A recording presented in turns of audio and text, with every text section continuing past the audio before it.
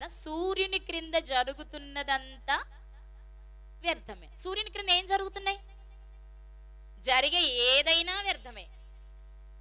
నువ్వు దేని కొరకు ప్రయాసపడినా, దేని కొరకు పోరాటం చేసినా, ఒకవేళ వేల సంవత్సరాలు నువ్వు ఇది చేసినా, లేదా వందల సంవత్సరాలు కష్టపడినా, 10 సంవత్సరాలు ప్రయాసపడినా, నీ చేతికొచ్చినది ఎన్నో రోజులు నిలిచేది కాదు.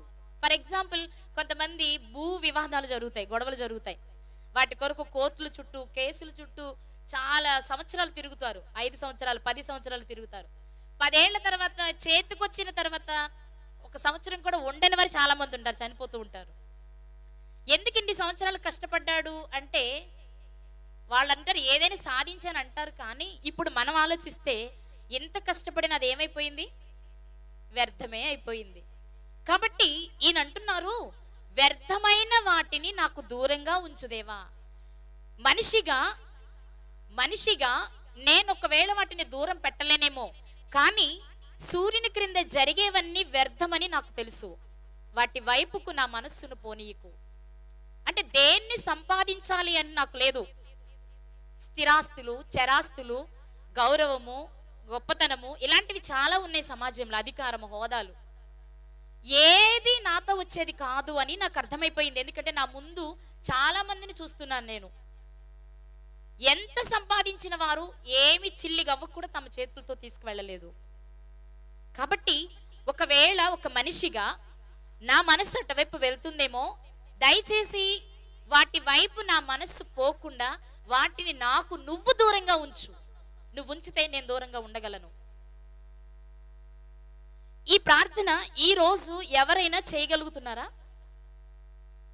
ఏదో ఒకటి ఆశిస్తాం, ఖచ్చితంగా అది నెరవేరాలనే ప్రార్థన చేస్తాం. అప్పులున్నాయనుకో, దేవా నా అప్పులు పోవాలి, దయచేసి సహాయం చేయంటాం. అప్పులు తీరిన తర్వాత అప్పులు తీరే బాగున్నాయి, కానీ మరి సంపాదన ఏమీ లేకపోతే బాగలేదు, లేదా దాచుకు వెనకేమీ లేకపోతే బాగుండదు.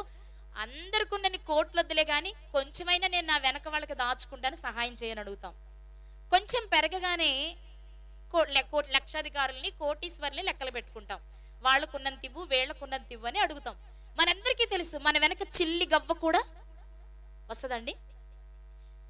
నా చిన్నప్పుడైతే మా ఊరిలో చనిపోయిన బాడీని తీసుకెళ్లేటప్పుడు చిల్లర డబ్బులు ఎగరేసేవాళ్ళు. నాకు అర్థమయ్యేది కాదు ఎందుకు ఎగరేస్తున్నారు అని.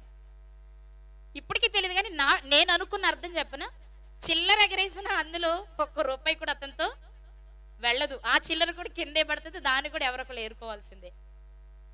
ఎందుకు ఎగరేసారో తెలియదు, కానీ తన వెంట ఏది రాదు అని చెప్పడానికి ఒకవేళ చేసేవారేమో వాళ్ళు. ఇప్పుడు ఎవరు చేయట్లేదు అనుకుంటలే. అంటే మన వెనక ఏది రాదని తెలిసిన 100 కోట్లతో కుంభకోణాలు జరిగించి చాలా ఇబ్బందులు కలిగిస్తున్న వారిని మనం ఈరోజు చూస్తూ ఉన్నాం. ఎవరో వద్దు, 100,000 కోట్ల కుంభకోణాలు చేసిన వారిని వదిలేస్తే మనమేమైనా తక్కువ తింటున్నామా ఏంటి? మన పరిధిలో మనకు అవసరమైంది ఎంతో కొంత మనకు కావాలని కోరుకుంటూ ఉంటాం కదా. కానీ ఆ గురుగారు చేస్తున్న ప్రార్థన ఏంటో తెలుసా? వ్యర్థమైన దానిని నాకు దూరంగా ఉంచు అనే ఒక్క మాటలోని ఆంతర్యం ఏంటో తెలుసా? భూమి క్రింద జరుగుతున్న సమస్తము వ్యర్థమే, దేని వైపు నా మనస్సును పోనీయకు, దేనిని నా దగ్గరకు రానీయకు. ఒక్కొక్కటి లిస్ట్గా చెప్పట్లేదు ఆయన. భూమి క్రింద జరుగుతున్న వాటిలో నా ధన విషయం ఇలా ఉంచు, నా ఆరోగ్య విషయం ఇలా ఉంచు, నా ఆధ్యాత్మిక విషయం ఇలా ఉంచు, నా ఇరుగు పొరుగు వారితో ఇలా ఉంచు, ఇలా ఏమి లిస్ట్ పెట్టుకొని చెప్పట్లా. అన్నిటినీ కలిపి ఒకే ఒక సింగిల్ వర్డ్ వాడారు ఆయన. అదే వ్యర్థమైన దాని వైపు నేను వెళ్ళకూడదు, లేదా వ్యర్థమైనది నాకు దగ్గరకు రాకూడదు. ఈ రాత్రి ఇక్కడ కూర్చున్న మనం నేర్చుకోవలసిన ప్రార్థనలో ప్రాముఖ్యమైన మాట, భూమి మీద జరుగుతున్న సమస్తము వ్యర్థమే, అది ఏది నీతో వచ్చేది కాదు, నీ సంపాదించినా నువ్వు దాన్ని విడిచి వెళ్ళవలసిన వాడవే.